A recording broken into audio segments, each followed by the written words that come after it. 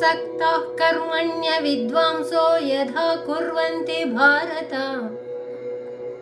कुर्याद्विद्वांस्तदा सक्तश्चिकीर्षुर्लोक సంగ్రహం.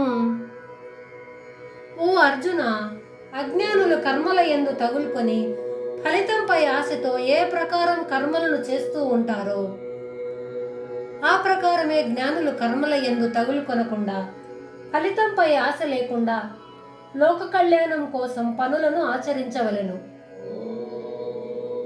అజ్ఞానులు జ్ఞానులు ఇద్దరూ కర్మలను చేస్తారు.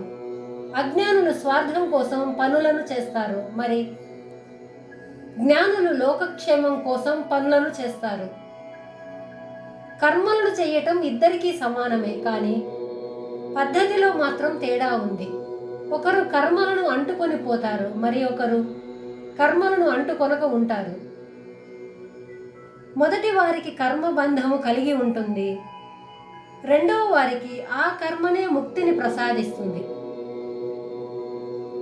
ఒకే కత్తి తెలియక వాడినప్పుడు కీడు చేస్తుంది, అదే కత్తి తెలిసి వాడినప్పుడు మేలు చేస్తుంది. అలాగే ఒకే అగ్ని తెలియక వాడినప్పుడు శరీరమును కాలుస్తుంది, అదే అగ్ని తెలిసి వాడినప్పుడు వంటకము తయారు చేస్తుంది. అలాగే కర్మ ఒక గొప్ప ఆయుధం వంటిది. దానిని పట్టుకొనుటకు ఉపయోగించుటకు పెద్దల దగ్గర నేర్చుకోవాలి.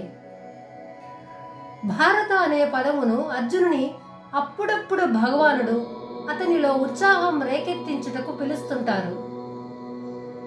భారత అనే పదమునకు భరత వంశమున జన్మించినట్టి అని అర్థం ఉన్నప్పటికీ ఇంకొక చక్కని అర్థం ఉన్నది. భా అంటే ప్రకాశము, రతః అంటే ఆసక్తి కలవాడు. అంటే ప్రకాశమునందు ఆసక్తి కలవాడు భారతీయుడు అని అర్థం. ఓ అర్జున, లేచి అజ్ఞానాంధకారమును పోగొట్టుకొని జ్ఞానమనే వెలుగును సంపాదించుకొనుము అని భగవానుడు బోధించెను.